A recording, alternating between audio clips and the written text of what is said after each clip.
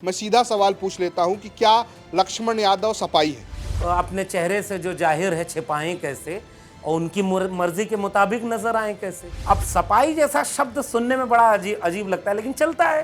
भाजपाई, सपाई, कांग्रेसी। कि क्या लक्ष्मण यादव अखिलेश यादव के भाषण लिखते हैं? नहीं भाई, ये मैं बिल्कुल स्पष्ट कर दूं। एक वसीम बरेलवी का शेर याद आ रहा है कि कौन सी बात कहां कैसे कही जाती है, इसका सलीका हो तो हर बात सुनी जाती है। ना मैं मंदिर, ना मैं मस्जिद, ना काबे कैलाश में, ना मैं जप में, ना मैं तप में, ना मैं व्रत उपवास में, खोजी हो तो तुरते मिली हो पल भर की तलाश में। कहे कबीर सुनो भाई साधो, मैं तो हूँ विश्वास में। तो ऐसा क्या गलत हो गया आपके साथ में? मतलब आप इतने ज़्यादा चिंतित क्यों नज़र आते हैं जाति को लेकर? जाति के नाम पर नुकसान उठाना पड़ता, उसके लिए जाति कभी भी प्रिय नहीं होगी। दुनिया के किसी देश में एक धर्म के मानने वाले लोगों में जाति देख करके भगवानों का बंटवारा नहीं है। कौन जात हो भाई? दलित हैं साहब। नहीं, मतलब किस में आते हो?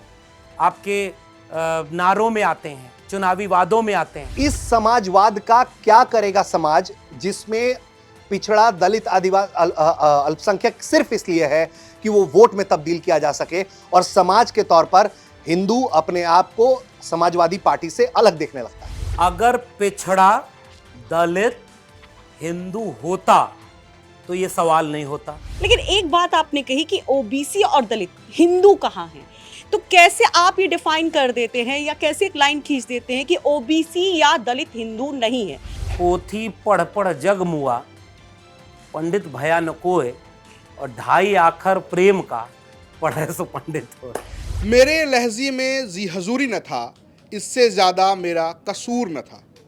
इन्हीं दो लाइंस के साथ एक प्रोफेसर ने इस बात की जानकारी दी कि उसकी नौकरी चली गई है, और आरोप उस प्रशासन पर, उस व्यवस्था पर जिससे उनको उम्मीद थी कि उनकी नौकरी इस दौर में बची रहेगी। और उसके बाद एक अलग सफ़र शुरू होता है, और ये सफ़रनामा है राजनीति का, वैचारिकी का और सोशल मीडिया का। हम इस दौर में अगर एक शब्द का इस्तेमाल करें, इन्फ्लुएंसर, तो वो ज़ाया नहीं होगा अगर उसके साथ प्रोफेसर लक्ष्मण यादव का नाम जोड़ दिया जाए। तो आज बतकही में बातचीत प्रोफेसर लक्ष्मण यादव के साथ। बहुत बहुत स्वागत है सर आपका। बहुत शुक्रिया आपका। तो बहुत सारे सवाल हैं, लंबे समय के बाद हम लोग बातचीत कर रहे हैं। सबसे पहले मैं उस सवाल के साथ शुरू करना चाहता हूं जिसका जवाब सब जानना चाह रहे हैं। दरअसल बीते दिनों हरियाणा में चुनाव खत्म हुए हैं और भारतीय जनता पार्टी ने जीत हासिल की, और एक बड़ी बात कही गई कि पीडीए, या कहिए कि जो लोग सामाजिक न्याय की लड़ाई लड़ते थे, मैं एक जाति विशेष का भी जिक्र कर देता हूं कि यादव ने भारतीय जनता पार्टी का साथ दिया, और एक टर्मिनोलॉजी दी गई कि हरियाणा के अहिर उत्तर प्रदेश के यादवों से अलग हैं, वहाँ के अहिर भाजपाई हैं और उत्तर प्रदेश के यादव जो हैं वो सपाई हैं। क्या कहना है, आपको क्या लगता है, ये क्यों है ऐसा? बहुत शुक्रिया आपका रजत भाई, और आपके इस प्लेटफॉर्म का बहुत शुक्रिया। असल में आपने जहाँ से बातचीत शुरू की कि मेरे लहजे में जी हजूर न था, आजकल तो दौर ऐसा है कि जो जितना अच्छा जी हजूरी करे वो उतना ही तरक्की करता है। लेकिन ऐसे वक्त में सच और हक की बात करना ज़रूरी भी होता है। मुश्किल वक्त इस बात का इम्तिहान लेता है कि कितने ईमानदार लोग बचे हैं और सच बोलने की हिम्मत करते हैं। जहाँ तक आपका ये सवाल है कि हरियाणा और वहाँ के चुनाव में जो हुआ, पता नहीं, मैं अभी भी हरियाणा के चुनाव को लेकर के एक सवाल मन में बार बार उठता है, उसका जवाब खोजता हूँ कि एक ऐसा राज्य जहाँ बीजेपी कायदे से प्रचार भी नहीं कर पा रही थी। जितनी रैलियां होनी थी उससे कम रैलियां उनकी होती हैं। प्रधानमंत्री की रैलियां जितनी घोषित थी उससे कम हुई हैं। कई जगह से तस्वीरें आ रही हैं कि लोग गाँव में घुसने नहीं दे रहे, और जब चुनाव परिणाम आ रहा है तो बिल्कुल एक तरफा, एक तरह से, मतलब पिछले 2 चुनावों से भी ज़्यादा बीजेपी को वोट मिलते हैं। अगर ऐसा पैटर्न है तो फिर आज के दौर में किसी को अगर कोई ये कहे कि वो चुनाव का विश्लेषण करने में महारत हासिल है तो नहीं है। फिर आप हर जगह आश्चर्यचकित ही हो रहे हैं कि कोई चुनाव के पहले क्या हो रहा है, चुनाव के बाद क्या हो रहा है। एक तो ये बात। दूसरी बात ये कि जहाँ तक पीडीए की बात है, मैं एक ऐतिहासिक संदर्भ अगर ले लूँ, आपका सवाल जो कि बहुत वैचारिक है। हरियाणा में उस तरह से ओबीसी पॉलिटिक्स नहीं है, वहाँ पर किसान पॉलिटिक्स है। लेकिन हाँ, वो 36 कौम की एक पॉलिटिक्स चलती है वहाँ पर। लेकिन पिछले 100 साल का अगर उत्तर भारत का इतिहास देखा जाए सामाजिक न्याय के लिहाज से, उत्तर भारत में यूपी बिहार का इलाका जो पूरा रहा है वो सामाजिक और सांस्कृतिक आंदोलन का रहा है। सामाजिक सांस्कृतिक आंदोलन में यही उत्तर भारत एक ज़माने में कबीर की वैचारिक ज़मीन रही है। इसी उत्तर भारत में फूले अंबेडकर के विचार धीरे धीरे आना शुरू हुए। त्रिवेणी संघ बिहार में बना 1930 के आसपास। Shivdayal Singh Chaurasia backward classes league बनाते हैं, तो उनका कार्यक्षेत्र भी यूपी बिहार रहता है।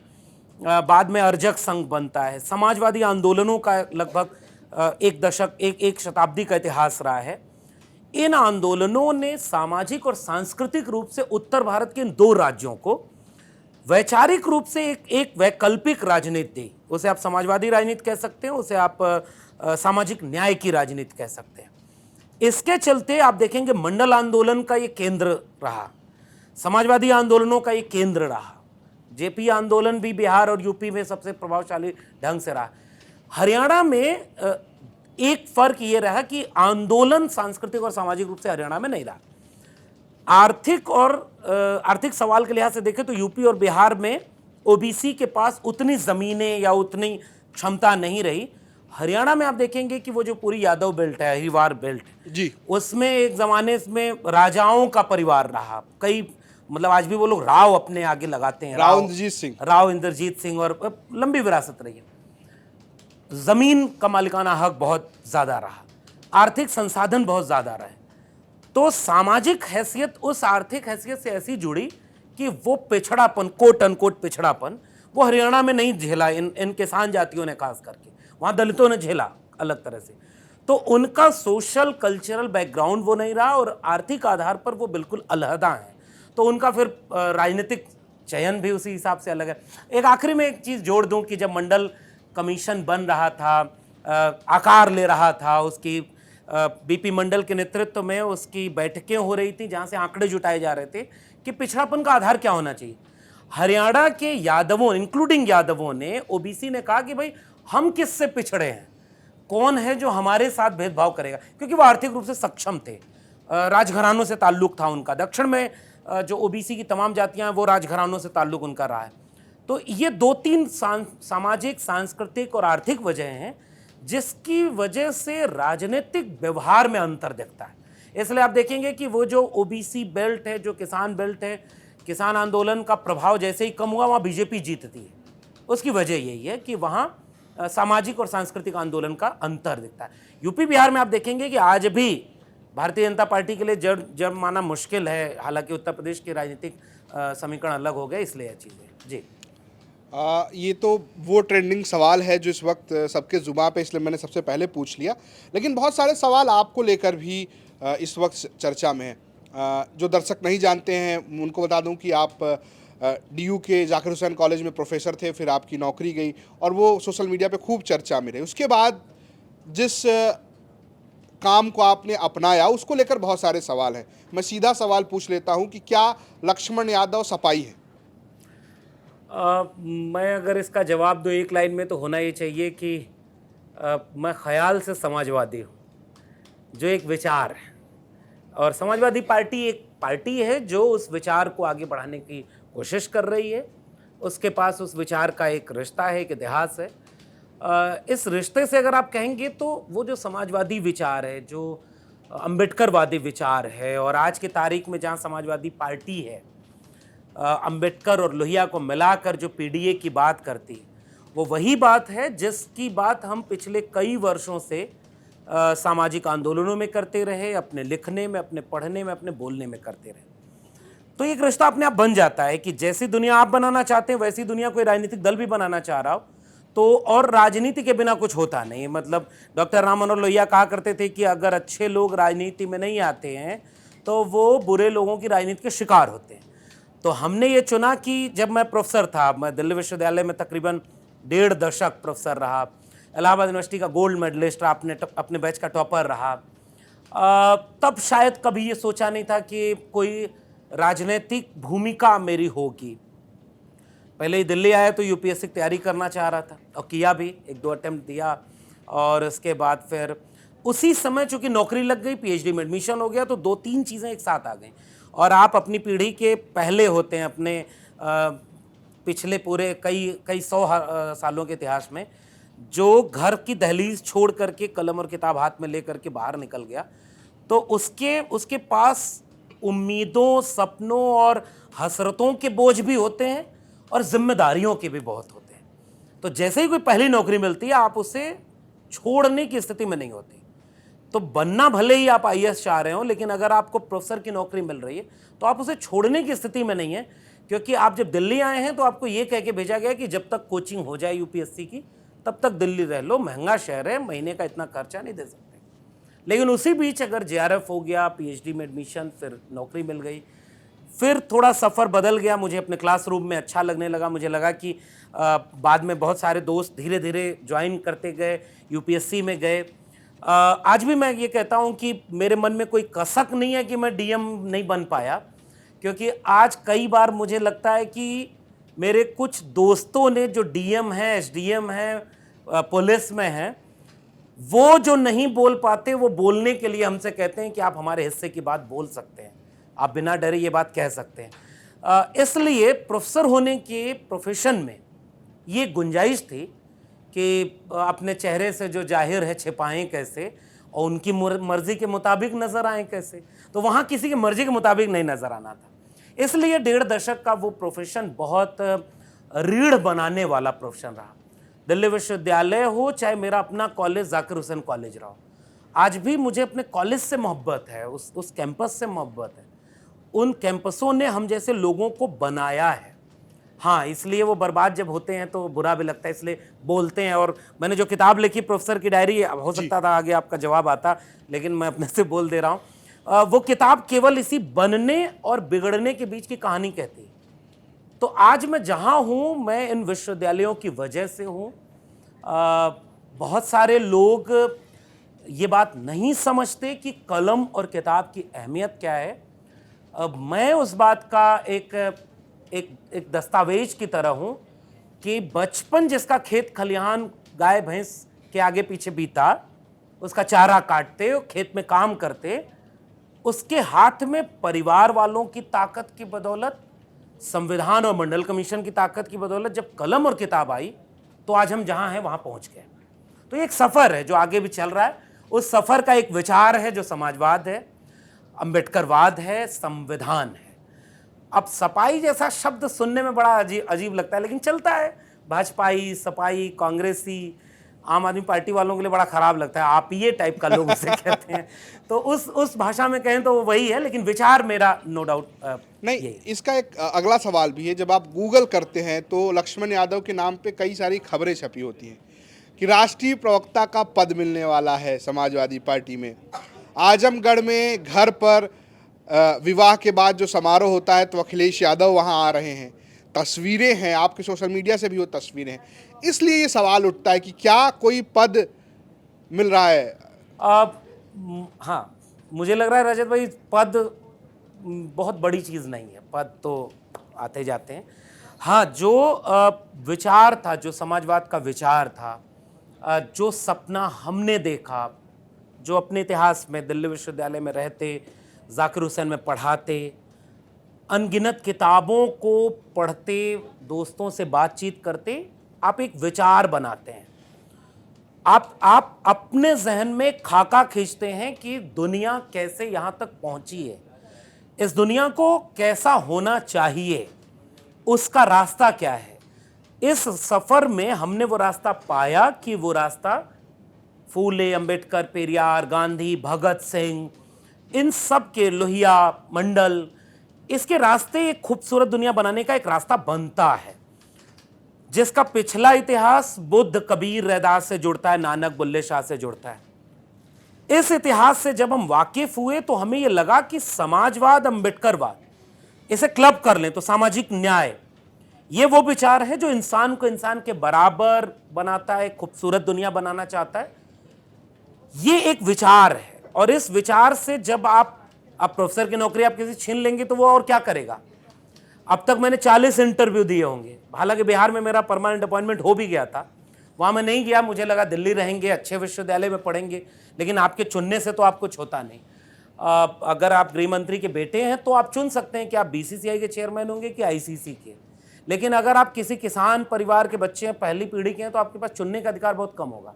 लेकिन फिर भी अगर मैंने चुना कि मैं दिल्ली विश्वविद्यालय में रहूंगा, उसके बाद आप नौकरी छीन लेते हो, और बिना किसी तर्क के छीनते हैं, केवल इसलिए कि आप उनके मुताबिक नहीं है।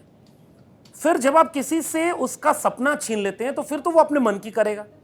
तो जो विचार हमने देखा, उस विचार के राजनीतिक निहितार्थ हैं। जब मेरी नौकरी छीनने वाली राजनीति है, मेरे विश्वविद्यालयों में पढ़ाया क्या जाएगा ये तय करने वाली राजनीति है, स्कूल से लेकर डिग्री कॉलेजों में फीस घटेगी कि बढ़ेगी, फेलोशिप कम होगी कि बंद कर दी जाएगी, पुराने स्कूल खोले जाएंगे, बंद किए जाएंगे, या नए स्कूल खोले जाएंगे, सिलेबस में क्या पढ़ाया जाएगा, मतलब बाल नरेंद्र का किस्सा पढ़ाया जाएगा या ये थ्योरी ऑफ रिलेटिविटी पढ़ाई जाएगी या सर्वाइवल ऑफ द फिटेस्ट पढ़ाया जाएगा, ये सब कुछ कौन तय कर रहा है? पॉलिटिक्स।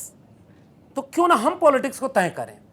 जब आप ये सोचते हैं तब आप ये देखते हैं कि आपके मन मुताबिक विचार मेल कहां खाते हैं, और वो विचार अगर आपके मेल उस पार्टी से तो कतई नहीं खाएंगे जो कहे कि कपड़ों से पहचान लीजिए, जो ये कहे कि देश में एक धर्म के देश को बनाना होगा, दूसरे धर्म वालों के दुश्मन बनाकर पेश करे, जो जातियों के बीच वैमनस्य को तब तक न माने जब तक वो अपने हक की बात करें, जब वो अपने हक के सवाल पूछने लगे तो उन्हें फिर हिंदू एकता के नाम पर एक गोलबंद करने लगे, जिसका विचार इस देश में 90% आबादी को हक अधिकार दिलाने का न हो, तो उन तमाम वैचारिक दलों से आप रिश्ते से असहज महसूस करेंगे।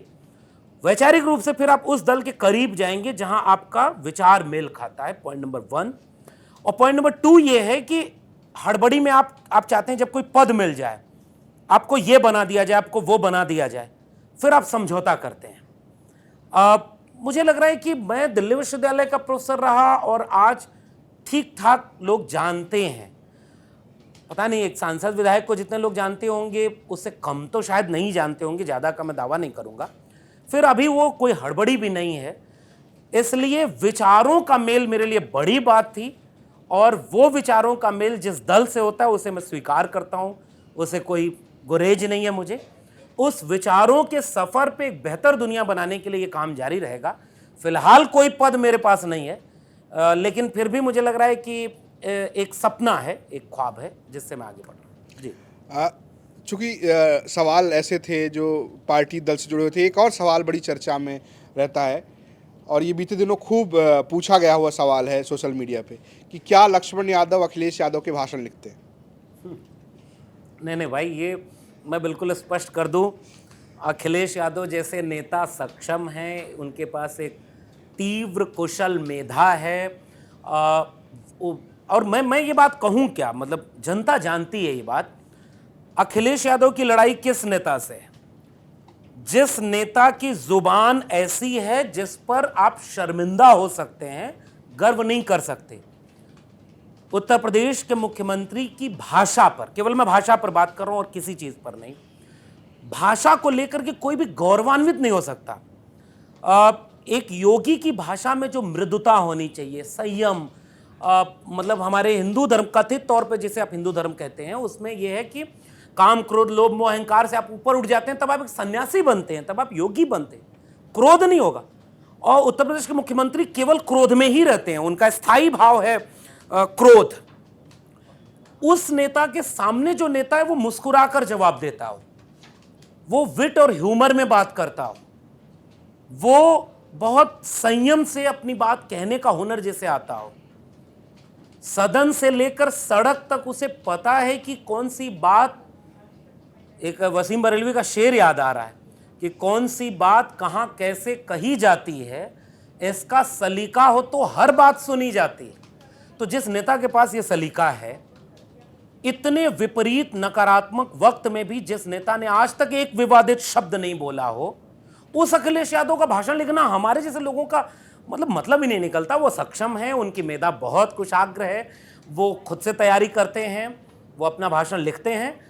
हम जैसे लोग केवल, मैं तो कहता हूं कई बार हम उनसे सीखते हैं। हाँ, लेकिन एक बात और है कि बातचीत करने में उनको यकीन है। अखिलेश यादव अपने आसपास के लोगों से खूब बात करते हैं, उनको सुनते हैं, अलग अलग गंभीर सवालों पर चर्चा होती है। तो नेता का काम ही ये है उन सब चीज़ों को सहेज कर बहुत सही तरीके से जनता के हक में अपनी बात कहना। तो मुझे लगता है कि ये ज़्यादती होगी ये बात कहना कि कोई अखिलेश यादव का भाषण लिखता है। नहीं, अखिलेश यादव अपनी तैयारी खुद करते हैं, वो उतने सक्षम हैं, लेकिन अखिलेश यादव सबसे सीखते हैं, ये उनमें बड़ी बात है। जी, कुछ और सवाल आपके ऊपर हैं, जो मैं ऐसे सवाल पूछ रहा हूं जो सीधे सीधे आपके ऊपर आरोप भी लगते हैं। एक आरोप ये भी है कि क्या लक्ष्मण यादव जातिवादी हैं? पता नहीं, मतलब मैं अगर प्रधानमंत्री होता और मैं कहता कि देखो सबसे बड़ा ओबीसी तुम्हें नहीं दिख रहा है, मैं अगर प्रधानमंत्री होता तो चुनावी भाषणों में जाके जब ये कहता कि हरियाणा के लोगों, मैं अति पिछड़ी माँ का बेटा हूँ, नायब सिंह सैनी अति पिछड़े हैं, इसलिए लोग हमें आलोचना करते हैं, गालियां देते हैं, तो शायद फिर मुझे कोई जातिवादी नहीं कहता। मैं अगर एक राष्ट्रीय अध्यक्ष होता बीजेपी का और मैं प्रेस कॉन्फ्रेंस करके बताता कि हमने राष्ट्रपति का नॉमिनेशन जिनका किया है वो दलित समाज से आते हैं, हमने पहली महिला आदिवासी को राष्ट्रपति बनने का मौका दिया, तो शायद तब भी मैं जातिवादी नहीं कहा जाता। अगर मैं हक की बात करूं, मंडल कमीशन की बात करूं कि 52% आबादी का 52% हिस्सा होना चाहिए, मैं अगर बात करूं कि रिजर्वेशन खत्म नहीं किया जाना चाहिए, मैं अगर एक सवाल पूछूं इस देश के लोगों से कि आपके न्यूज रूम में डाइवर्सिटी कितनी है, मैं अगर ये सवाल पूछूं कि मेरे विश्वविद्यालय में डाइवर्सिटी कितनी है, मिसाल के तौर पर मैं अगर ये पूछ दूं कि दिल्ली विश्वविद्यालय के मेरे 90 से 92 डिग्री कॉलेज में एक भी SC ST OBC principal, even मुस्लिम प्रिंसिपल नहीं है, वाइस चांसलर इस देश में औसतन 99% वाइस चांसलर एक तबके से हैं, इस देश के जुडिशरी में एक आंकड़ा आता है कि पिछले एक दशक में जितने लोग न्यायपालिका में जज बनाए गए उनमें 80% एक तबके से हैं। आज देश के अरबपतियों में एक भी अरबपति आदिवासी नहीं है, ऑक्सफैम की रिपोर्ट अभी हाल फिलहाल में आई है। इस देश में मीडिया संस्थान में ऑक्सफैम की रिपोर्ट एक और है जो डाइवर्सिटी पर है कि 121 मीडिया हाउसेस के बड़े डिसीजन मेकिंग पोस्ट में एक भी शेड्यूल कास्ट नहीं है, एक भी ट्राइब नहीं है, शायद एक कोई ओबीसी है। अगर यह सवाल पूछना जातिवादी होना है तो मैं बहुत विनम्रता से इस तमगे को कबूल करता हूं, क्योंकि देश का संविधान यह कहता है कि यह देश बराबर का सबका है। हमारे यहाँ हिंदी में एक कवि ने कविता लिखी कि ये है तो सबके लिए हो, ये जिद हमारी है, बस इसी बात पे दुनिया से जंग जारी है कि सब बराबर हों। ये भारत का संविधान, बाबा साहब अम्बेडकर का सपना यही था कि हर जगह एक बहुत बड़ी आबादी इस देश के जनगणना रजिस्टर के दर्ज आंकड़ों में संख्या नहीं है, वो इंसान है। अगर वो इंसान है तो वो प्रोफेसर क्यों नहीं है, डॉक्टर क्यों नहीं है, इंजीनियर क्यों नहीं है, ब्यूरोक्रेसी में क्यों नहीं है, चीफ जस्टिस क्यों नहीं है, देश के उद्योगपतियों में क्यों नहीं है। और अगर ये सवाल पूछना जातिवादी है तो मुझे लगता है कि इस देश का हर व्यक्ति जातिवादी हो। और आखिरी में जो जब ये सवाल कोई सवर्ण तबके का, चूंकि आप देखिए आइडेंटिटी कई तरह की होती है, बस मिसाल के तौर पे मैं एक पुरुष हूं तो मेरे पुरुष होने के प्रिविलेजेस हैं, मैं दिल्ली में हूं, दिल्ली यूनिवर्सिटी का प्रोफेसर रहा तो उसके प्रिविलेजेस हैं। वैसे ही अगर आप एक सवर्ण बनकर के जाति के सवाल को देखेंगे तो आप एक चिंता पाएंगे कि एंटी कास्ट मूवमेंट इस देश के अपर कास्ट सवर्णों के बीच हुआ ही नहीं। इस देश में राहुल सांकृत्यायन सवर्ण थे, भगत सिंह, डॉक्टर लोहिया और तमाम लोग सवर्ण थे जिन्होंने जाति तोड़ने की बात की, लेकिन आज की तारीख में कथित तौर पर वो सवर्ण नेता नहीं है। लेकिन एंटी कास्ट मूवमेंट इस देश में जितना पैदा हुआ उसको ही जातिवादी कहा जाता है। मतलब कल्पना करिए, वो बात है कि आप किसी डॉक्टर के पास जाइए और डॉक्टर से आप कहिए कि पेट में बहुत दर्द है और डॉक्टर एक्सरे करके बता दे कि आपके तो पथरी है, आप कहें कि तुमने पथरी पैदा कर दी। नहीं साहब, डॉक्टर केवल बता रहा है, रिपोर्ट दे रहा है, इलाज आपको करना है। तो जाति का सवाल इसलिए ऐसा हो जाता है कि वो उसी के ऊपर अटैक हो जाता है। आखिर में अमेरिका में जब नस्ल भेद, रंग भेद, महात्मा ज्योतिबा फुले ने किताब लिखी है गुलामगिरी और उसे समर्पित की है अमेरिका के व्हाइट्स लोगों को, कि व्हाइट्स ने ब्लैक्स को हक मिले, बराबरी मिले, अधिकार मिले, इसके आंदोलन किए। इस देश में जाति तोड़ने का आंदोलन, जाति के नाम पर जो लोग श्रेष्ठ रहे, वहां उस तबके से नहीं आया। ये एक मजबूरी है, इसलिए जाति का सवाल बहुत पेचीदा है। मैं तो चाहता हूं कि जाति टूटे। रविदास ने लिखा है ना, जस केलन के पात पात में पात, तस मानुष के जात जात में जात, रविदास मानुष न जुड़े जब तक जात न जात। जी। एक इसी तरीका और सवाल है कि क्या लक्ष्मण यादव नास्तिक है? धर्म आस्था का विषय है। मेरा ये तो मानना बहुत है ही कि वैसा जवाब हो गया। नहीं, थोड़ा डिप्लोमेटिक तो होना पड़ेगा ना, आप बहुत खुल के नहीं है। एक चीज मैं बताऊं कि मैं बार बार अपने विचार को कबीर से जोड़ता हूं। तो कबीर का एक दोहा पढ़ता हूं, मुझे लगता है उसी में जवाब है कि वो है ना, कस्तूरी कुंडल बसे मृग ढूंढे बनमाए, ऐसे घट घट राम है दुनिया देखे ना है। कबीर ने साफ लिखा कि मोको कहाँ ढूंढे रे बंदे, मैं तो तेरे पास में। ना मैं मंदिर, ना मैं मस्जिद, ना काबे कैलाश में, ना मैं जप में, ना मैं तप में, ना मैं व्रत उपवास में, खोजी हो तो तुरते मिली हो पल भर की तलाश में। कहें कबीर सुनो भाई साधो, मैं तो हूँ विश्वास में।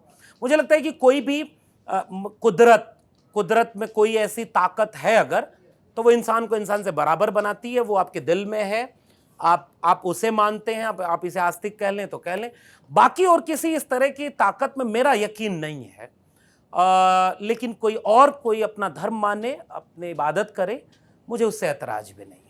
मैं बहुत देर से आपको सुन रहा हूँ। आपने तकरीबन बहुत बार जो है बार एक शब्द का इस्तेमाल किया, जाति, और मतलब कई बार आपने इस शब्द का इस्तेमाल किया है अभी तक। तो इसमें सुन के आपको ऐसा लगता है बड़े त्राहिमाम की जो है सिचुएशन जैसी दिखती है कि जाति को लेकर आप बड़े परेशान हैं। तो ऐसा क्या गलत हो गया आपके साथ में? मतलब आप इतने ज़्यादा चिंतित क्यों नज़र आते हैं जाति को लेकर? और दूसरा एक और चीज़ है कि मतलब आपने कहा कि पद मायने नहीं रखता, फिर आप बार पद की भी बात कर रहे हैं। और फिर एक सवाल पूछा मेरे सहयोगी ने कि आप समाजवादी पार्टी में जाना चाहेंगे। आपकी बातों से साफ नज़र आ रहा है कि आप आगे चल के समाजवादी पार्टी में सदस्य के तौर पर देखे जाएंगे। आखिरी का 2 सवाल पहले ले लेते हैं, पहला वाला बड़ा है। पहली बात ये कि समाजवादी पार्टी से मेरा कोई ऐतराज नहीं। मैंने कहा कि मेरा विचार वहाँ मेल खाता है, मैं तो उनके साथ काम कर रहा हूँ खुलेआम। जो आज समाजवादी पार्टी का पीडीए है उसमें हमारा विचार झलकता है, इसलिए उसमें कोई ऐतराज नहीं। पॉइंट नंबर 1, आज भी हम उनके साथ हैं। दूसरी बात ये कि पद मायने नहीं रखता, ये बात सच है, लेकिन मैंने अभी तक कोई ऐसी बात नहीं की कि पद नहीं मिला तो इसका कोई ऐतराज है। हाँ, प्रोफेसर वाले पद को अगर आप जोड़ रहे हैं तो वो कोट अनकोट मेरिट से मैंने पाया था, जिसे जब छीना गया तो मेरिट नहीं देखी गई। उस पद से अगर आप ये सवाल जोड़ रहे हैं तो मुझे पता नहीं अगर आपका सवाल यही था। बाकी पद तो क्या है, मतलब बहुत सारे पद आप जब चाहेंगे मिल जाएगा, समय आएगा तो। और राजनीति में इतना लोग समझते हैं कि बहुत ताकतवर लोग बहुत बड़े पदों पर रहें, ये जरूरी नहीं है। अब आते हैं पहले सवाल पर कि जाति, मतलब पहला मेरा जवाब इसका ये होगा कि चूंकि सवाल जाति वाला ही आया तो उसका जवाब देते हुए जाति आएगी, और उस जवाब में कतई त्राहिमाम नहीं था।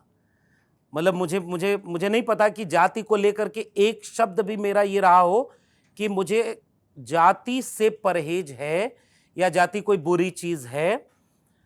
मैं ये कहता हूं कि जाति की पीड़ा किसी लक्ष्मण यादव को ही क्यों हो। जाति एक ऐसी बीमारी है कि जो इंसान को इंसान के बराबर बनने से रोकती है। जो इंसान को इंसान के बराबर बनना चाहता है उस सबको त्राहिमाम जैसी पीड़ा होनी चाहिए जाति से। अगर आपको जाति से पीड़ा नहीं है, इसका मतलब देश की जाति व्यवस्था में आप उस पायदान से आते हैं जिसमें जाति आपके फेवर में है, आपको जाति का फायदा मिलता है। क्योंकि जिसे जाति के नाम पर नुकसान उठाना पड़ता उसके लिए जाति कभी भी प्रिय नहीं होगी। दुनिया के किसी देश में एक धर्म के मानने वाले लोगों में जाति देख करके भगवानों का बंटवारा नहीं है, ये यहां है और इस पर त्राहिमाम होना चाहिए। दुनिया के किसी देश में विश्वविद्यालय में जाने पर इंटरव्यू में SC, ST और OBC बच्चों के नंबर कम आए, अपर कास्ट के बच्चों के नंबर ज्यादा आए और इस पर रिसर्च है विद डेटा एनालिसिस। दुनिया के किसी देश में उस देश के 90% आबादी 10% भी न हो और 10% आबादी 90% जगहों पर हो, तो मुझे लगता है कि जो उस 10% से भी आए उसे भी त्राईमाम होना चाहिए कि उसके, मतलब मैं इसका एग्जांपल और आसान कर दूं। मेरे क्लासरूम में, मैं 14 साल प्रोफेसर रहा, अगर मेरे क्लासरूम में केवल पुरुष होंगे तो मुझे चिंता होनी चाहिए कि उस क्लासरूम में महिलाएं क्यों नहीं हैं। अगर मेरे क्लासरूम में केवल हिंदू हैं, मुस्लिम बच्चे, सिख बच्चे, बौद्ध बच्चे नहीं हैं, मेरे क्लासरूम में केवल शहरों के बच्चे हैं, गांव के नहीं हैं, चूंकि मैं डीयू में हूं, तो ये एक डाइवर्सिटी अगर है और वो सब जगह नहीं है तो मुझे लगता है कि इस पे चिंता होनी चाहिए। और जो भी जाति को बुरा मानेगा वो जाति खत्म करने के लिए बात करेगा। आखिरी बात यह है कि बीमारी पर अगर बात नहीं करेंगे तो बीमारी ठीक कैसे होगी। और हम तो आपका एक जवाब दे दें, ये देश ऐसा है जिसमें धर्म मानने वाले पता है क्या कहते हैं, अमुक किताब का पाठ करिए दुख दूर हो जाएगा। हम ये नहीं कह रहे कि जाति का पाठ करिए दूर होगा। एंटी कास्ट मूवमेंट इस देश में हजारों साल से रहा है। वो मूवमेंट बहुत पहले से, वो है ना, एक कल और आएंगे नगमों की खिलती कलियां चुनने वाले, हमसे बेहतर कहने वाले, तुमसे बेहतर सुनने वाले। 1000 साल से इस देश में एंटी कास्ट मूवमेंट चल रहा है, आज तक जाति खत्म नहीं हुई। तो जाति जब तक है उस पर बात होगी और बड़े गर्व से उस पर बात करनी चाहिए, ताकि जाति पर गर्व खत्म हो जाए, जाति पर शर्म खत्म हो जाए, एक बराबरी का समाज बन जाए। बड़ी विस्तार से बातें हो रही हैं लक्ष्मण भाई। हम लोग पूर्वांचल के हिस्से से आते हैं, आप भी वहीं से आते हैं। एक मूवी बहुत क्लासिकल है, शोले, उसमें डायलॉग है कि बच्चे जब रोते हैं तो माँ कहती है कि सो जाओ नहीं तो गब्बर सिंह आ जाएगा। उसी तरीके से उत्तर प्रदेश की राजनीति में कहा जाता है कि यादव आ जाएगा, मतलब अखिलेश यादव जीत जाएंगे, यादव राज आ जाएगा। मुझे कोई ऐसा इंस्टेंस तो याद नहीं आता है पूर्वांचल में कि ये किस यादव के बारे में बात हो रही होती है कि जो कि डाकू गब्बर सिंह की तरह का खतरनाक है। ये जो जातियों की एनोमिटी है, जो जातियों के बीच में इस तरह का भय पैदा करने की एक पॉलिटिक्स है पूरी, इसकी क्या शुरुआत आप देखते हैं उत्तर प्रदेश में और समाज में? क्या ये पॉलिटिक्स इतनी गहरी है कि इस नाम पर बीजेपी लगातार 2 चुनाव उत्तर प्रदेश में जीत चुकी है कि यादव आ जाएगा? बिल्कुल, बहुत जरूरी सवाल है और इस पे अब फिर मैं इसका जवाब दूंगा तो जाति आएगी। नहीं जाति आए लेकिन इसलिए इसका बात होना चाहिए, लेकिन होना चाहिए। अब ये सवाल इसलिए गंभीर है क्योंकि उत्तर प्रदेश, बिहार, इन दो जगहों पर ही यादवों से डराया जाता है। अब मैं आपको आंकड़े दूं, हरियाणा के यादवों के बारे में ये बात कभी नहीं कही जाएगी। दक्षिण भारत में महाराष्ट्र से लेकर के आंध्र प्रदेश, तमिलनाडु, तेलंगाना, उस पूरे बेल्ट में, द्रविड़ भारत में, जिसे हम यादव कहते हैं, उत्तर भारत में अहीर कहते हैं, उसी जाति बिरादरी के ठीक ठाक आबादी के लोग हैं। उड़ीसा में आपको पता है यादवों की आबादी 14 से 16% है। दक्षिण भारत के जिन राज्यों का मैंने नाम लिया उन सब में औसत अगर निकाल लेंगे तो 15 से 17% यादवों की आबादी है, लेकिन वो टाइटल अलग लगाते हैं। ये तो एक बात है कि पूरे देश में इस तरह से कम्युनिटीज हैं, बटी हुई हैं अलग अलग टाइटल से, अलग अलग जगहों से। लेकिन सवाल बड़ा रोचक है कि यूपी और बिहार के यादवों पर ही आरोप लगता है।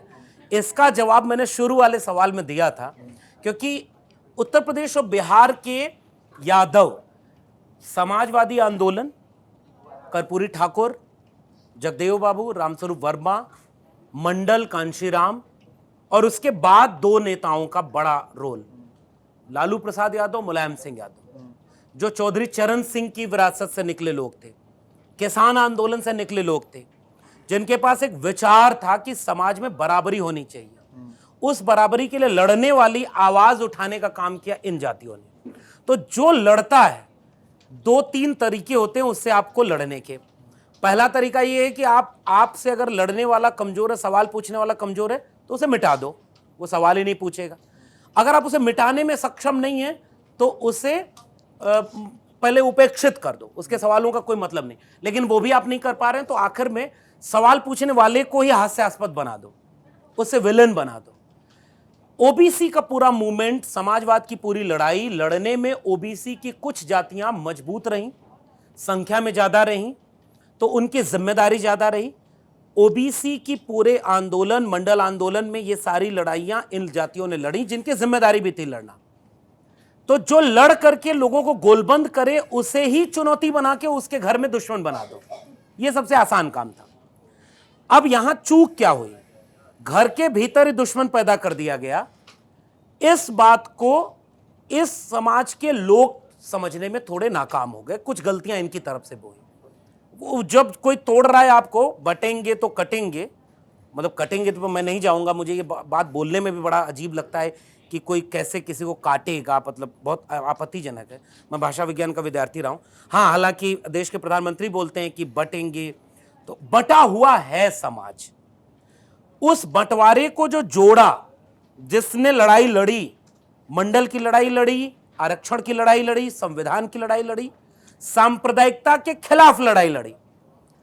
उत्तर भारत का बिहार ही एक राज्य है जहां कोई रथ सांप्रदायिकता का चल रहा था तो रोका गया। उत्तर प्रदेश ही है जहां पर कानून तोड़ने के लिए कोई सामने आया तो उसको कानून के बचाने के लिए कड़े फैसले लिए गए। सांप्रदायिकता की आग में जब इन राज्यों को झोंका जा रहा था तो इस पूरी कम्युनिटी को किसी ने बचाया सांप्रदायिक होने से। ये सारा काम जो कर रहा था उससे आप सीधी लड़ाई नहीं लड़ सकते थे, तो उन्हीं को विलन बना दो। अब आखिरी में आते हैं जवाब। 86 में 56 एसडीएम यादव हो गए, ये नैरेटिव चला 2017 में। 17 में बीजेपी इस फायदे को ले आ पाती है, बाकी जातियों को नाराज करती है कि आपको तो कुछ मिला नहीं, यादवों ने ले लिया। जैसे 86 में 56 एसडीएम यादव, बाकी जातियों की नाराजगी का फायदा उठाया बीजेपी ने, और जो ये समाज था जिसको जिम्मेदारी थी कि वो नाराज न करे, वो अपनी नाराजगी को दूर नहीं कर पाया। बीजेपी को फायदा हुआ। 7-8 साल हो गए, आज तक 86 में 56 एसडीएम की कोई लिस्ट यूपी गवर्नमेंट ने नहीं जारी की। बसावन इंडिया एक पत्रिका है, वो कहती है कि कुल एसडीएम 12 हुए यादव पूरे 5 साल के अखिलेश यादव कार्यकाल में।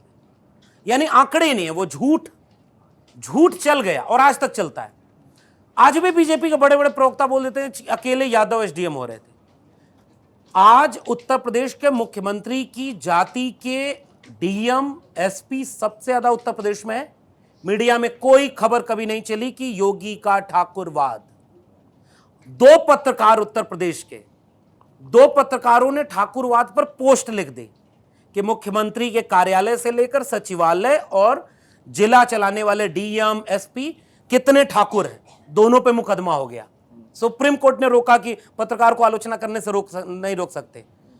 जो सबसे बड़ा जातिवादी है, पता नहीं मतलब योगी के किसी भी जिस योगी ने योगी होने के बाद कहा कि मैं क्षत्रिय जाति का हूं जिसमें भगवान पैदा होते हैं, तो योगी के सवाल पर कभी त्राहिमाम नहीं हुआ जो भगवान की जाति बता रहा। और जो यादवों को विलेन बनाया उसने आज तक आंकड़े नहीं दिए। ये पॉलिटिक्स है सर, जो लड़े उसको विलेन बना दो। इसीलिए अखिलेश यादव ने एक पीडीए का स्लोगन ले आया है, पिछड़ा, दलित, अल्पसंख्यक, आदि आबादी। मुझे लग रहा है अपने आप वो उसकी काट है, वो इंक्लूसिव है, वो 90% लोगों को उनका हक देने की बात करती है। इस एमवाई की काट पीडीए है, और पीडीए में मुझे लगता है कि इसका जवाब भी छिपा हुआ है। आखिर में 69,000 शिक्षक भर्ती घोटाला हुआ तो सबका हक मारा गया। आपने ठीक पूछा कि पूर्वांचल में कौन ऐसा यादव था विलन।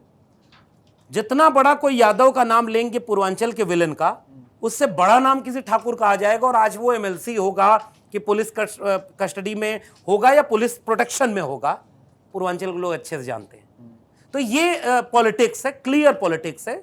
जो आपके हक की बात करे, जो आपके लिए लड़े, उसे ही विलन बना दो, तो वो सवाल भी पीछे हो जाएगा और बाकी लोगों की नाराजगी का फायदा होगा। लेकिन ये एक बार 2 बार चलता है, उससे ज्यादा नहीं चलेगा। चलिए, ये देखना रोचक होगा कि आप लोग कैसे इस तरह के नैरेटिव को तोड़ते हैं आने वाले समय में। मेरा दूसरा सवाल है कि आप हिंदी साहित्य से आपका विशेष जुड़ाव है, और आपने अभी मंच पर बैठे बैठे हमारे कई सारे कविताओं और उसको दोहो चौपाइयों को कोट भी किया। एक ज़माना था अदम गोंडवी एंटी कास्ट लिखते थे, धूमिल एंटी कास्ट लिखते थे। हिंदी साहित्य में बड़ी प्रखर आवाज़ें थी एंटी कास्ट की। इवन आप फणीश्वर नाथ रेणु के उपन्यास भी अगर आप पढ़ेंगे, आंचलिक उपन्यास उन्होंने लिखे जिसमें एंटी कास्ट को नायक इतने मजबूत हैं जो जाति की जो तमाम जो समस्याएं हैं उसको तोड़ते हैं, उन छवियों को। आज के समय में क्या ऐसे लेखक और साहित्यकार ख़त्म हो चुके हैं? क्या ऐसे लेखक साहित्यकार हैं जो सामने नहीं हैं? आप हमारे मंच से ऐसे कौन वो 3 नाम 5 नाम गिनाना चाहेंगे जो ऐसे लिख रहे हों जिनको आप कहें कि लोग पढ़ें और कम से कम उसको समझें कि इन जातियों की समस्याएं असल में पेच कहाँ फंसा हुआ है? बड़ा इंटरेस्टिंग, बड़ा रोचक सवाल है। मतलब हम लोग मतलब मैं हिंदी साहित्य का विद्यार्थी रहा हूँ और आज भी हूँ।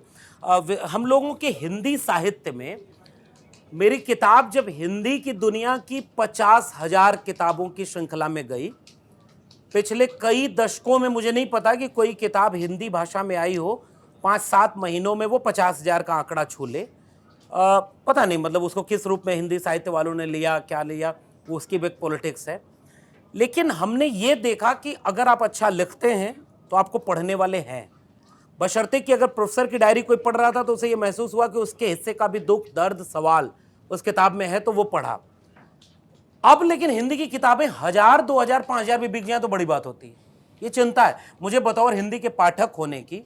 ये चिंता है कि जिस भाषा का सबसे बड़ा नेटवर्क भारत में है, हाल फिलहाल की सबसे लोकप्रिय 5 किताबें हम पूछ दें तो आप नहीं बता पाएंगे, क्योंकि ऐसी कोई लोकप्रिय किताब हुई नहीं। आज भी प्रेमचंद की कोई गोदान सबसे ऊपर होगी, कोई मैला आंचल सबसे ऊपर होगी, कोई श्रीलाल शुक्ल का राग दरबारी ही सबसे अव्वल आएगा। अब आते हैं इस सवाल पर कि हिंदी का नेचर क्या रहा।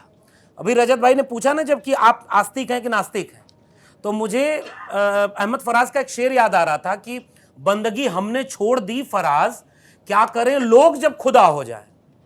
वैसे ही ये जो हिंदी की दुनिया थी, ये हिंदी की दुनिया एक जमाने में क्या लिखती थी कि संतन को कहां सीकरी सो काम। आप गौर से समझिएगा, मतलब पॉलिटिक्स से ज्यादा मजा इसमें है। मुझसे आप आज भी पूछे तो फतेहपुर सीकरी राजा की राजधानी है, वो दरबार है।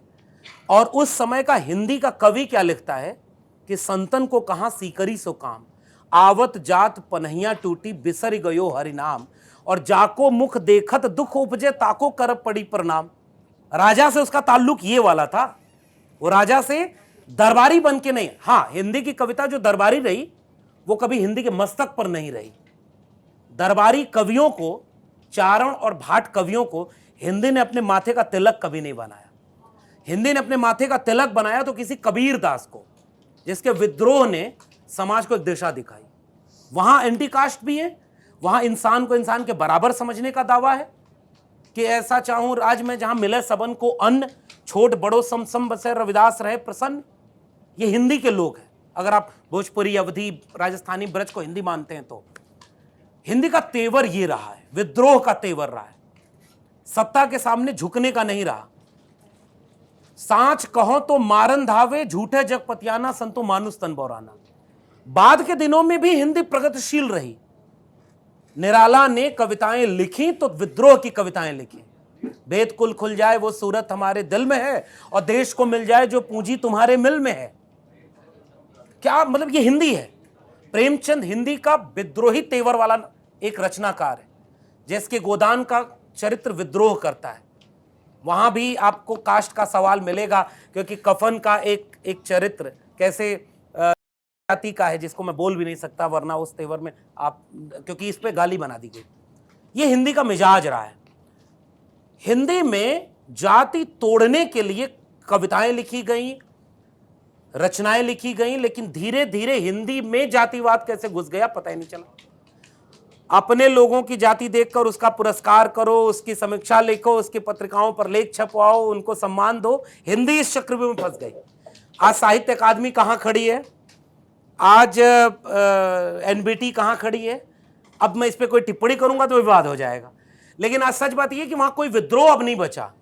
हिंदी में अब चारण भाट हैं, वो आगे जाएं। लेकिन फिर भी अगर आपने कहा कि आप कुछ कवियों को अगर कहें, तो मैं कहूंगा कि एक आदिवासी तबके से आने वाला एक नौजवान अनुज लुगुन कविताएं लिखता है, कोई जेसिंटा किरकिट्टा कविता लिखती है। ये 2 आदिवासी कवियों को पढ़ना चाहिए, अनुज लुगुन को, जेसिंटा को।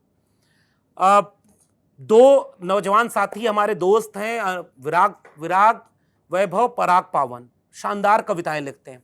बच्चालाल उन्मेष एक नया कवि, शायद आप लोगों ने वो कविता सुनी होगी, कौन जात हो भाई, दलित हैं साहब, नहीं मतलब किस में आते हो, आपके नारों में आते हैं, चुनावी वादों में आते हैं, लेकिन नहीं, हम पूछ रहे हैं कि समाज में किस में आते हो? क्या दलित में आते हैं? तो ये जो कविता लिखने वाले बच्चालाल उन्मेष है, शानदार कविताएं लिख रहे हैं।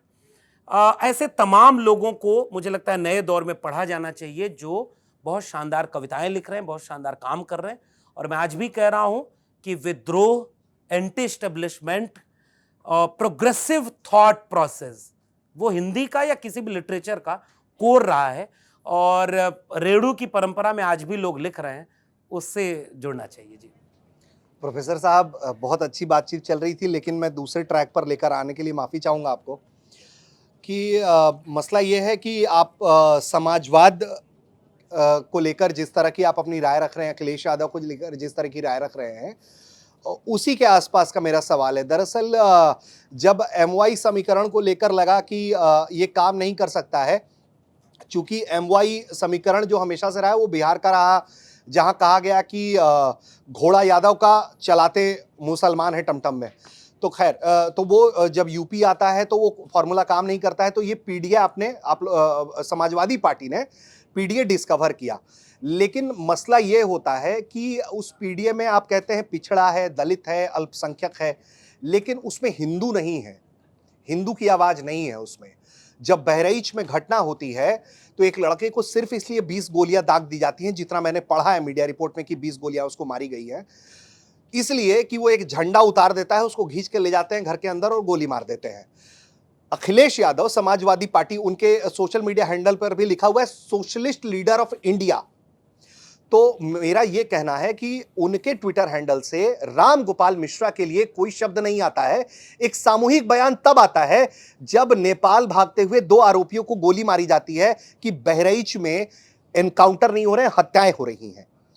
तो इस समाजवाद का क्या करेगा समाज, जिसमें पिछड़ा, दलित, आदिवासी, अल्पसंख्यक सिर्फ इसलिए है कि वो वोट में तब्दील किया जा सके, और समाज के तौर पर हिंदू अपने आप को समाजवादी पार्टी से अलग देखने लगता है। मैं पहले तो बहुत शुक्रिया आपका करूंगा कि आपने बहुत अच्छा सवाल पूछा है, कि लेकिन आपके सवाल में ही एक जवाब है, मैं यहीं से शुरू कर रहा हूं। अगर पिछड़ा, दलित, हिंदू होता तो ये सवाल नहीं होता। इसका मतलब जो हिंदू कहने की पॉलिटिक्स करते हैं वो पिछड़े और दलितों को क्या हिंदू नहीं मानते? Point number 1। अगर वो हिंदू मानते तो वो ये समझते कि पिछड़े और दलित, जिसकी आबादी उत्तर प्रदेश में तकरीबन 70% होगी, ओबीसी और दलितों को ही जोड़ ले, आदिवासी 70 से 80% होंगे, आदिवासी उत्तर प्रदेश में नहीं है, शायद 1% है। इसका मतलब वो हिंदू नहीं है क्या? Point number 1। अब पहला वाला हिस्सा आपका पहले ले लेते हैं, क्योंकि आपने कहा कि MY फैक्टर चलता था, उस पर पॉलिटिक्स होती थी, समाजवादी पार्टी पीडीए ले आई और वो कामयाब हो गया। तो इसके लिए तो समाजवादी पार्टी को बधाई देनी चाहिए कि कोई पॉलिटिकल पार्टी अपने कामयाब होने के लिए ही पॉलिटिक्स करती है। वो चाहती है कि उसके वोट परसेंटेज बढ़ें, वो कुर्सी तक पहुंचे, वो अलग अलग उसके तरीके अपनाती है, अपने कोर आइडियोलॉजी से समझौता किए बिना।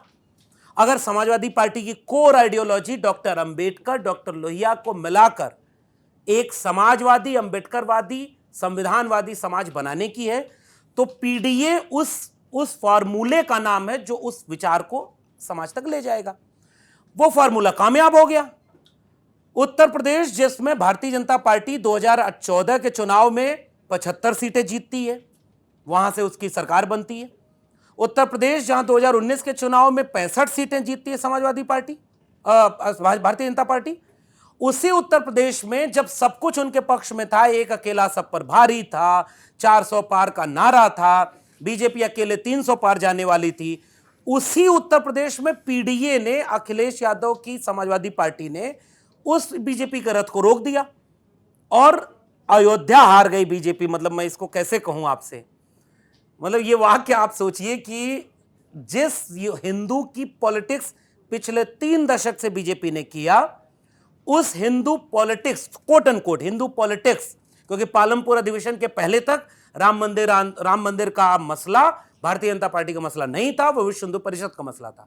मंडल आंदोलन लागू हुआ, अगस्त 1990 में, सितंबर 2019 में, तारीख बता रहा हूं, 6 अगस्त 1990, 9 अगस्त 1990, 13 अगस्त 1990 मंडल कमीशन की सिफारिशों के तारीख हैं, और 25 सितंबर 1990 रथ यात्रा शुरू हो गई। क्या मंडल कमीशन का फायदा जिनको मिलता वो हिंदू नहीं थे? मंडल कमीशन के खिलाफ रथ लेकर निकलने वालों ने मंडल का विरोध में सरकार समर्थन वापस क्यों लिया? क्या मंडल की आबादी जो होती 3743 जातियां वो हिंदू नहीं थी? आज जो प्रधानमंत्री पद पर बैठकर जब मौका आता है तो हिंदू बन जाते हैं, वो जाति जनगणना का विरोध कर रहे हैं। क्या जाति जनगणना से जिनको फायदा मिलेगा वो हिंदू नहीं है? अगर ये सब हिंदू थे तो मंडल कमीशन का विरोध करने वाले लोग आज हिंदू पर बोलते हैं, मंडल पर क्यों नहीं बोलते? अगर पीडीए ने मंडल के रथ को आगे बढ़ाया और कमंडल के रथ को रोक कर अयोध्या हरा दिया, तो ये तो किसी पॉलिटिकल पार्टी को बधाई देनी चाहिए कि आपने क्या कामयाब पॉलिटिक्स की है। एक बात तो अब आखिरी बात, आपके सवाल के आखिरी में 20 गोलियां मारी गई, मुझे इससे सख्त ऐतराज है। बहराइच पुलिस ने बाकायदे पब्लिक नोटिस जारी की कि जितनी गोलियां मारने, नाखून खींचने और कितने तरह की ये बात की गई, ये फेक न्यूज है। उसके जो राम गोपाल मिश्रा 22 साल का नौजवान, पता नहीं मतलब उसे पता भी नहीं होगा कि वो किस चीज की भेंट चढ़ रहा है। ये दुखद है। हम नहीं चाहते कि 22 साल की उम्र का किसी नौजवान का, जिसके 4 महीने पहले शादी हुई हो, जिसके परिवार की हालत जब मीडिया में दिखाई गई तो उसके परिवार में पक्का मकान जिसे हम कहते हैं ना कोट अनकोट रंग रोगन वाला, वो नहीं है। उसका परिवार किस हाल में है मुझे नहीं पता, और कुछ दिन बाद उसका परिवार किसी चंदन गुप्ता की तरह गुमनाम न हो जाए, जो तिरंगा यात्रा में जब मारा गया तो कहा गया था कि सरकारी नौकरी दी जाएगी। उत्तर प्रदेश सरकार ने चंदन गुप्ता के परिवार को संविदा पर, कॉन्ट्रैक्ट पर नौकरी दी, बाद में वो भी छीन ली। ये लोग दंगे में इस्तेमाल करके भूल जाते हैं। मुझे अफसोस है कि रामगोपाल मिश्रा के परिवार को कितना बुरा दिन देखना पड़ा होगा और पड़ेगा भी। ये अफसोसजनक है। ये किसी का भी झंडा उतार लेने पर किसी की हत्या नहीं होनी चाहिए। किसी को किसी की जान लेने का कोई अधिकार नहीं है।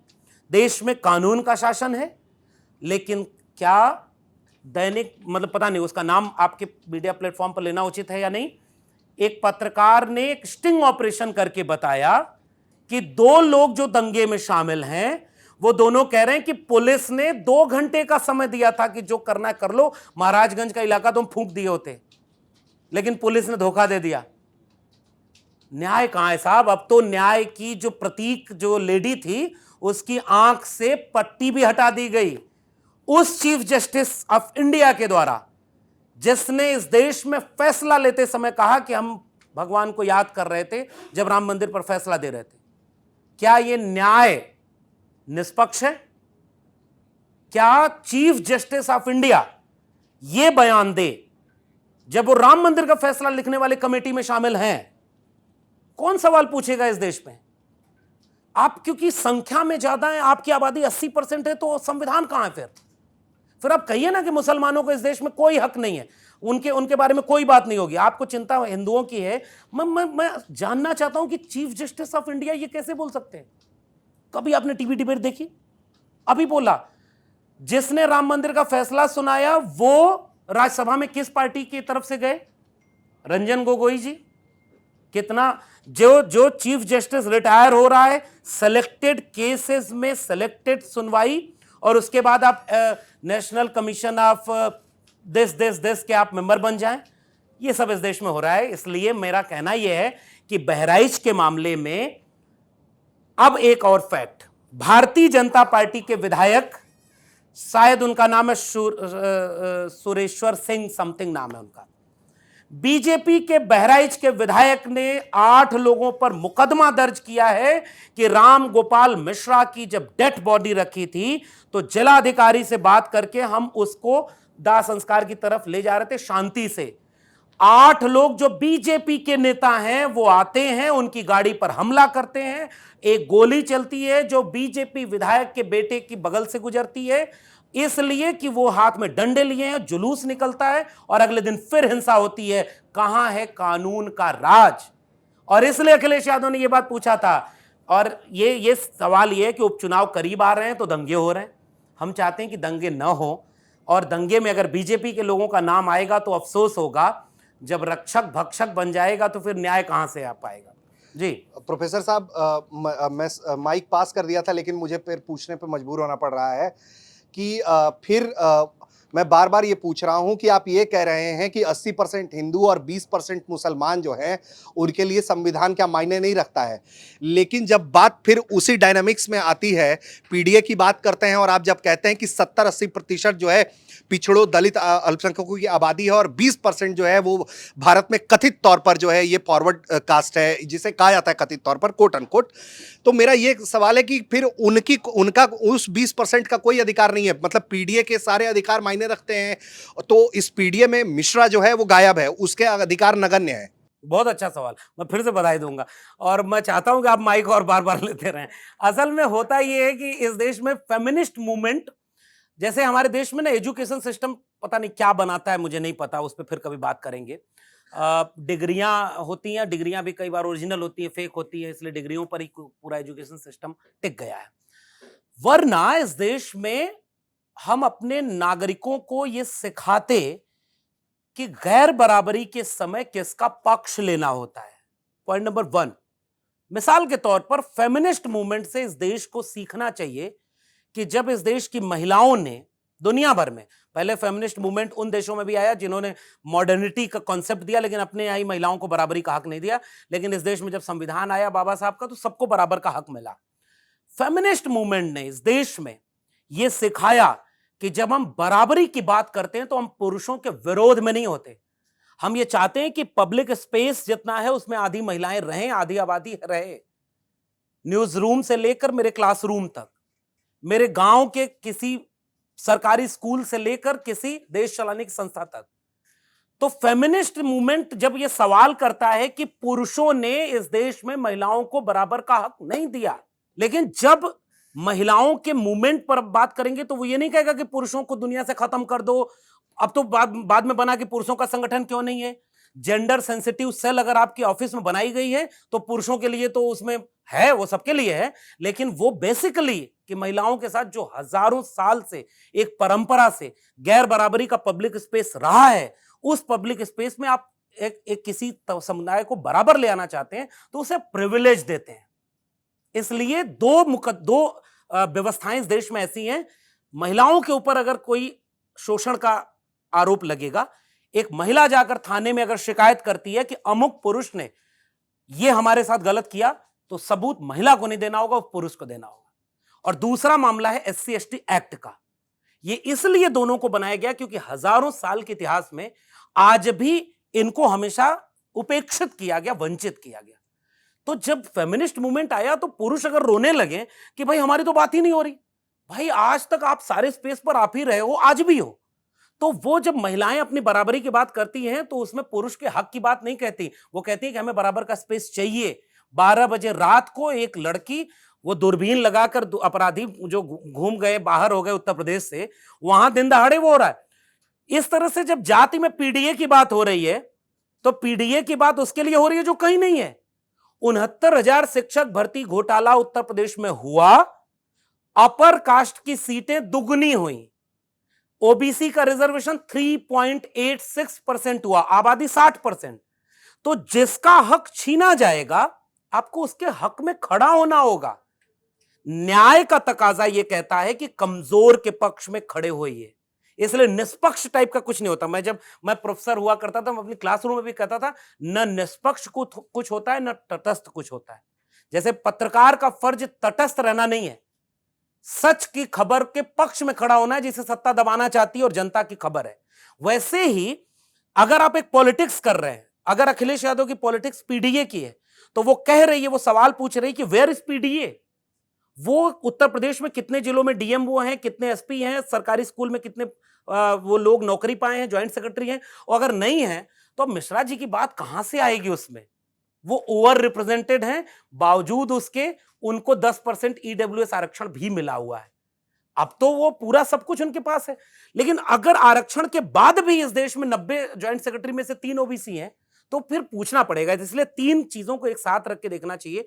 जेंडर बायसनेस जो है उससे जेंडर के सवाल को, कास्ट बायसनेस है कास्ट के सवाल को, क्लास बायसनेस, इन तीनों को बराबर रखेंगे तो वो लॉजिक समझ पाएंगे कि क्यों कोई पीडीए की बात करता है। लेकिन आखिर में क्योंकि सवाल राजनीतिक है और मैं समाजवादी पार्टी से वैचारिक ही सही, तो माता प्रसाद पांडे अभी नेता प्रतिपक्ष बनाए गए, पीडीए वाले नाराज हो रहे थे कि पांडे जी को कहां से नहीं, बना तो दिया। उसमें तो लक्ष्मण अखिलेश जी, यादव ने कहा कि उसमें भी खेल दोनों करते जुड़े हैं। हुए हैं जी। Sorry. उसमें भी खेल करते हैं ना, कई बार अगड़ा भी हो जाता है पीडीए में। ए जो है कभी अल्पसंख्यक बन जाता है, कभी अगड़ा बन जाता है। अभी तक तो हमें यही समझ में नहीं आया कि अखिलेश यादव का एक्चुअल पीडीए है क्या, फर्स्ट ऑफ ऑल। दूसरा, एक बात आपने कही थी, मैं बहुत देर से यहाँ पर सुन रही थी आपको, बहुत अच्छे आप वक्ता है, और जो पुट उसमें आप बीच बीच में हिंदी के साहित्य का डाल देते हैं ना, कवियों की कविताओं की लाइंस, वो और बहुत अच्छा कर देती है। लेकिन एक बात आपने कही कि ओबीसी और दलित हिंदू कहाँ हैं। मुझे आज तक समझ में नहीं आया कि ओबीसी के घर में भी वही रिचुअल्स होते हैं, पूजा पाठ सारी चीज़ें होती हैं, दलित के घर में भी होती है। उसमें अलग है कि कुछ लोग उसमें अम्बेडकरवादी लोग कुछ बौद्ध में चले गए और कुछ, और अदरवाइज उसमें भी होती हैं, वही रिचुअल्स होते हैं। तो कैसे आप ये डिफाइन कर देते हैं या कैसे एक लाइन खींच देते हैं कि ओबीसी या दलित हिंदू नहीं है। दूसरी बात जो आपने कही कि पीडीए कहना जरूरी है, हर मंच से जाति का नाम लेना जरूरी है, इसमें यह सवाल जुड़ता है कि अगर बार बार आप जाति का नाम लेंगे या बार बार उसकी बात करेंगे तो एक रिवर्स सेंटिमेंट नाम की चीज भी होती है। तो क्या उससे इक्वालिटी आ पाएगी, या जिस आप भेदभाव को या कटुता को दूर करने की बात कह रहे हैं, क्या वो दूर हो पाएगी, या फिर कहीं उसकी और नींव गहरी होती जा रही है इस पॉलिटिक्स के चक्कर में? बहुत शुक्रिया आपका, चूंकि आपका दूसरा सवाल उसको पहले ले लेता हूं, क्योंकि इस सवाल का जवाब मैं दे दिया, बस मैं उसको रिपीट कर रहा हूं। अगर किसी वंचित, शोषित, हाशिए पर ढकेले गए समाज की बात करने से जो ताकतवर समुदाय है उसमें कोई प्रतिक्रिया पैदा होती है, तो वो प्रतिक्रिया ऑलरेडी पैदा है, इसीलिए दो वर्गों में बटा हुआ है समाज। जवाब इसका यह है कि ब्लैक्स को बराबर का हक मिले अमेरिका में, तो व्हाइट्स ने उसका आंदोलन ब्लैक के पक्ष में किया। और हमारे देश में 2024 में सवाल पूछा जाता है कि अगर आप पीडीए की बात करोगे तो उसकी प्रतिक्रिया दूसरी तरफ हो जाएगी, जबकि उसको यह सोचना चाहिए कि यस, पीडीए आज जरूरी है। मैं बात पूरी कर लूं, अगर पीडीए बराबर में हो जाएगा, बराबरी के लिए पीडीए की बात कर रहे हैं, क्योंकि बराबरी, अब मैंने अब दूसरा एग्जाम्पल क्या दिया, जब फेमिनिस्ट मूवमेंट इस देश में आया, महिलाओं ने किताबें लिखी, उपन्यास लिखे, कविताएं लिखी, तो उन्होंने बाकायदे पितृसत्ता को चुनौती दी कि पितृसत्ता ने महिलाओं को कैसे गुलाम बनाया। तो जब वो अपने हक की बात कर रहे हैं, तो अब ये हम चिंता में आ जाएं कि कल को पुरुष भी इसकी प्रतिक्रिया करेंगे, करें ना। मैं उसका क्लियर कर देता हूं। दो समाज है, अगर जातियों में बंटा है, एक समाज को अगर रिप्रेजेंटेशन उनकी आबादी के मुताबिक ज्यादा है, दूसरे समाज को आबादी के मुताबिक नहीं है, तो उसको बराबर का हक दिलाने के लिए जो बात कही जा रही है, पहली चीज ये कि उसकी प्रतिक्रिया नहीं होनी चाहिए, क्योंकि उनको भी यह समझना चाहिए कि जब उनका हक नहीं मिला तो उनके हक की बात स्पेशली उन्हें एड्रेस करके की जाएगी। इसलिए और इसलिए प्रतिक्रिया जैसी बात तो ऑलरेडी है। मतलब अब सर, इसमें एक्चुअली देखिए, आपने जो ब्लैक्स के मूवमेंट की बात की है, उस दौर में और आज के दौर में बहुत फर्क है। आप सीधी सीधी बात कर रहे हैं, बहुत अच्छी बात कर रहे हैं, बहुत मुनासिब, लेकिन सोशल मीडिया है, वो बात कैसे पहुंचती है उस पर भी डिपेंड करता है ना। तो यू शुड बी क्लियर ना कि चीजें ऐसी नहीं ऐसी हैं। कोई इक्वालिटी की बात कि आपके सारे नियम है, संविधान है, आरक्षण दिया गया है, वहां पर अगर कोई आंदोलन हो रहा है तो उसको हम दिखा रहे हैं, उस पर हम सवाल उठा रहे हैं, इट्स ओके। लेकिन वो सोशल मीडिया में आपको आप किस नैरेटिव पे चीजें जा रही हैं, उस पे भी तो ध्यान देना होगा ना हमें। हाँ, अब ये सोशल मीडिया तो क्या है, मतलब पता नहीं, आजकल इजराइल चल रहा है, सब पता ही नहीं उनको, इजराइल फिलिस्तीन का सवाल, लेकिन सोशल मीडिया उनको देख रहा है। अब मैं इसका जवाब दूं, आज से अमेरिका में पहला उनका संग्राम हुआ 1776, फिर उसके बाद उनको दूसरा विश्व गृह युद्ध झेलना पड़ा, मार्टिन लूथर किंग द्वितीय, और वो सब छोड़ देते हैं। मैं ये चाहता हूं कि 2024 में अगर वहां कोई रंग भेद हुआ, मुझे लगता है 2-3 साल पहले की बात है, एक व्हाइट पुलिस वाले ने ब्लैक को अपने घुटने से दबा करके मारने की कोशिश की, फिर उसकी जान चली गई। व्हाइट्स ने घुटने पर बैठकर माफी मांगी कि हमारे पुरखों ने गलत किया। ये एक इंटेंसिटी है जो ये दिखाता है कि आप बराबरी का समाज बनाना चाहते हैं। अब एक और रेफरेंस दे दूं, पता नहीं बात लंबी हो जाएगी, कितनी होगी। एक हिस्टोरिकल रेफरेंस है।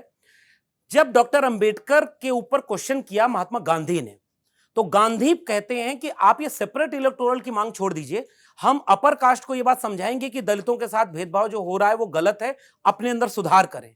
वही गांधी 1946 में नवजीवन में लिखते हैं कि मैंने अंबेडकर से जो वादा किया अपर कास्ट ने कोई सुधार नहीं किया। इसके बहुत सारे हिस्टोरिकल फैक्ट मिल जाएंगे। अब मैं आता हूं सोशल मीडिया की बात पे। मैं कह रहा हूं कि संविधान में जो संविधान की बात है, मंडल कमीशन उसका एक जवाब देता है, समानता केवल समान लोगों के बीच हो सकता है। अगर एक सोशल मीडिया पर ही मैंने एक तस्वीर देखी थी, मंडल कमीशन की रिपोर्ट कहती है कि असमान लोगों को समान बनाने के लिए असमान पॉलिसी बनानी पड़ेगी। घर में कोई विकलांग बच्चा पैदा हो जाए, मानसिक रूप से कमजोर, शारीरिक रूप से कमजोर, उसको बराबर की डोज हम नहीं देते, उसका हम विशेष ख्याल रखते हैं। कोई रेस आप करना चाह रहे हैं, जिसके पैर में जंजीर लगी, उससे आप कह रहे हैं बराबरी का, वो जिसके बराबरी, अब जैसे सोशल मीडिया का एक टूल है वो कि एक दीवार है जो मान लीजिए 10 फीट ऊंची है, एक आदमी की ऊंचाई है 10 फीट 11 फीट, दूसरे की 5 फीट, तीसरे की 2.5 फीट, 3 बॉक्सेस, तीनों को बराबर रख दिया जाए। ये है इक्वलिटी, जो अनइक्वल लोगों के बीच कोई सेंस नहीं रखती।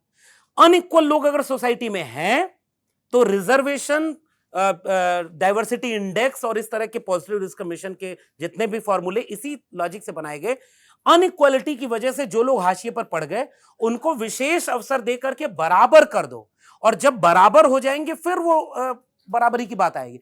तो संविधान ही बराबरी की बात करता है, इसीलिए तो इस देश में आज तक रिजर्वेशन समझ में नहीं आया। मैं आपको एक एग्जांपल दे दूं बस एक आखिर में। इस देश में मेरी क्लासरूम में जब मैं पूछता था कि बताओ रिजर्वेशन के फेवर में कौन है और अगेंस्ट में कौन है, लिटरली जो लोग अपर कास्ट थे वो सारे अगेंस्ट थे, और जिनको रिजर्वेशन मिल रहा उनको फायदे में है। क्या इस देश के अपर कास्ट को आज तक नहीं समझ में आया कि रिजर्वेशन नहीं होता तो क्या एससी एसटी ओबीसी जो 90% है उसको इंपावर्ड करने की दूसरी कोई पॉलिसी दुनिया में आज तक ऐसी नहीं बनी।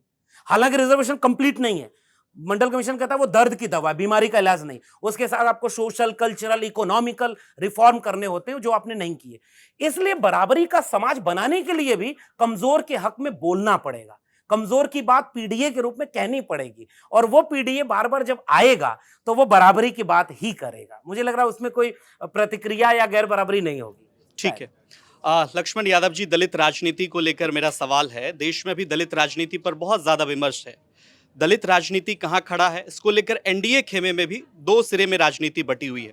बिहार लिए चलते हैं, मांझी का अलग रुख है और चिराग पासवान का अलग रुख है कोटा विद इन कोटा को लेकर के। आपकी क्या राय है, और उसमें पीडीए कहाँ खड़ा है, ये मेरा अगला सवाल होगा। कोटा विद इन कोटा को लेकर के जो दलित पॉलिटिशियन हैं उनमें भी मुख्तलिफ राय है, आपकी क्या राय है? ये मैं फिर से कहूँ, सबसे अच्छा इसका जवाब ये होगा कि दलित समाज के बीच से इस विमर्श को खड़ा किया जाए। दलित समाज के बीच जो इस पर सवाल और आरोप लगाए जा रहे हैं उस पर भी बात की जाए। दूसरा, दलित समाज के उन तबकों के बीच अगर ये बात आ रही है जो हाशिए पर रह गए, जिनको कहा जा रहा है कि सब कैटेगराइजेशन से उनको फायदा मिलेगा, तो जिसको फायदा मिलेगा उसके लॉजिक को भी सुना जाए। और जो ये कह रहा है, जैसे 3 सवाल है, मैं इसी में अपना पक्ष भी रख रहा हूं। पहला सवाल ये है कि अगर कहीं सरकारी नौकरी और सरकारी शिक्षा 2 ही जगह रिजर्वेशन लागू है, आप उसको बांट दोगे, शेड्यूल कास्ट और शेड्यूल ट्राइब को डिवाइड कर दोगे। मैं प्रोफेसर रहा, 100 पॉइंट रोस्टर 200 पॉइंट रोस्टर बनता है। शेड्यूल कास्ट की पहली पोस्ट आती है 7वीं, शेड्यूल ट्राइब की पहली पोस्ट आती है 14वीं। आपने 2 डिवाइड कर दिया, शेड्यूल कास्ट को 2 भाग में बांट दिया, शेड्यूल ट्राइब को 2 भाग में बांट दिया। तो पहली ट्राइब की पोस्ट आएगी 14वीं, और जो दूसरी आएगी वो तो 28-30 में आएगी।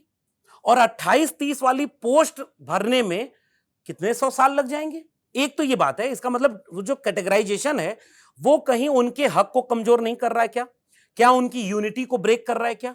क्या उनमें आप जिस जगह पे नौकरी दे रहे हैं रिजर्वेशन में, वहां तक के लिए क्या उस तबके के लोग एलिजिबल होके पहुंच पाए हैं क्या?